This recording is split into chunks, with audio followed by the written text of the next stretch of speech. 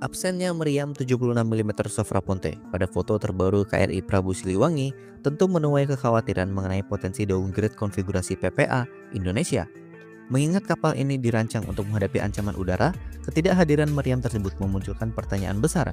Meriam Sofra Ponte dirancang untuk melindungi kapal dari serangan udara di sektor belakang, sehingga absennya sistem ini dianggap bisa melemahkan kapabilitas pertahanan udara KRI Prabu Siliwangi, terutama dalam situasi pertempuran modern yang kompleks dan dinamis. Namun, kekhawatiran ini akhirnya terjawab setelah foto terbaru dari KRI Brawijaya muncul dengan konfigurasi lengkap, termasuk di dalamnya ada meriam Sofra Ponte. KRI Brawijaya yang memang dijadwalkan tiba lebih dulu telah dipastikan sudah dilengkapi dengan semua persenjataan sesuai konfigurasi Light Plus. Hal ini menjadi bukti bahwa Indonesia tetap mempertahankan standar kemampuan tinggi pada frigat PPA yang dipesan. Keberadaan meriam Sofra Ponte juga menegaskan fokus Angkatan Laut Indonesia dalam memaksimalkan kemampuan pertahanan udara kapalnya. KRI Prabu Siliwangi sendiri disinyalir saat itu tengah dalam fase pelatihan kru sebelum persenjataannya disempurnakan. Fase ini penting untuk memastikan kesiapan operasional awak kapal dalam mengoperasikan sistem canggih pada PPA.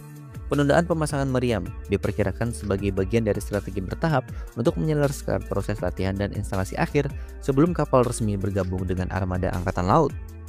Frigat PPA Indonesia memiliki konfigurasi Light Plus yang memberikan kemampuan multirole mencakup peperangan udara, permukaan, dan bawah air. Dengan konfigurasi ini, kapal memiliki kemampuan mendeteksi dan melawan ancaman dari segala arah. Kehadiran meriam Sofra Ponte di KRI Brawijaya memberikan jaminan standar bahwa persenjataan kapal tetap sesuai dengan kebutuhan, termasuk kemampuan menghadapi ancaman udara yang datang dari berbagai arah. Kekhawatiran tentang downgrade PPA muncul karena pengalaman sebelumnya dengan beberapa alutsista yang akhirnya dikirim tanpa spesifikasi penuh. Namun, langkah transparansi seperti penyebaran foto KRI Brawijaya menunjukkan komitmen Indonesia untuk memastikan alutsista yang diterima sesuai dengan kontrak. Hal ini juga membangun kepercayaan bahwa KRI Prabu Siliwangi akan menyusul dengan konfigurasi lengkap begitu selesai menjalani semua tahapan pelatihan dan juga instalasi.